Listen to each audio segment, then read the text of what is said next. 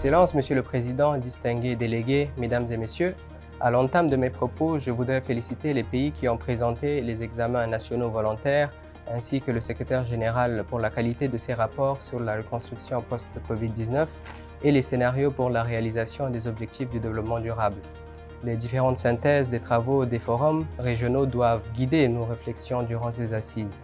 Je me félicite de l'adoption de la déclaration de Kigali sur la manière de mieux construire l'avenir après la crise de Covid-19 et d'accélérer le développement durable en Afrique.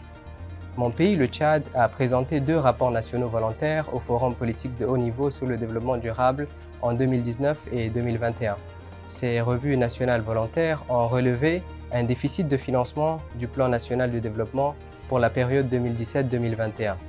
De plus, la pandémie de la Covid-19, les répercussions des tensions géopolitiques sur la scène internationale ainsi que les changements institutionnels intervenus à la suite du décès du feu maréchal du Tchad Idriss Déby Itno ont impacté sur les progrès réalisés par le Tchad dans la mise en œuvre des ODD. Je voudrais ici réaffirmer l'engagement continu du Tchad sous le leadership du général Mahamat Idriss Déby Itno, président du Conseil militaire de transition, président de la République, chef de l'État, à poursuivre et à accentuer les efforts nationaux pour la mise en œuvre de l'agenda 2030. Excellences, Mesdames et Messieurs, l'examen volontaire national de 2021 a permis de noter une avancée notoire au niveau du pilier 1 sur les personnes, à savoir la santé, l'éducation, le genre et les droits humains. En ce qui concerne l'ODD numéro 5, le gouvernement s'est attelé à renforcer son cadre législatif et institutionnel en adoptant entre autres la politique nationale genre, la stratégie nationale de lutte contre les violences basées sur le genre, la loi 29/PR/2015 du 21 juillet 2015 interdisant le mariage des enfants et l'ordonnance sur la parité dans les fonctions électives et nominatives. Dans cette optique, le gouvernement tchadien a également élaboré, avec l'appui des partenaires, le plan de riposte post-Covid-19 et la stratégie nationale pour le développement de la statistique qui sont en cours de mise en œuvre.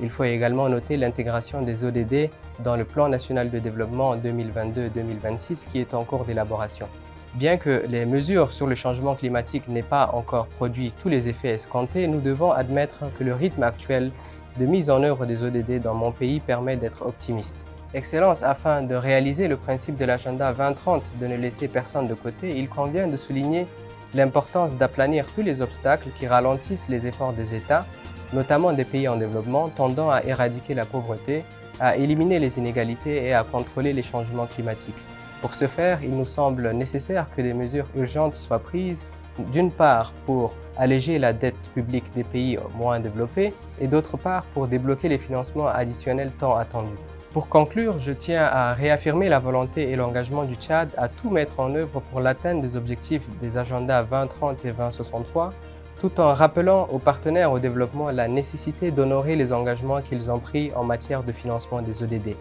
Je vous remercie pour votre aimable attention.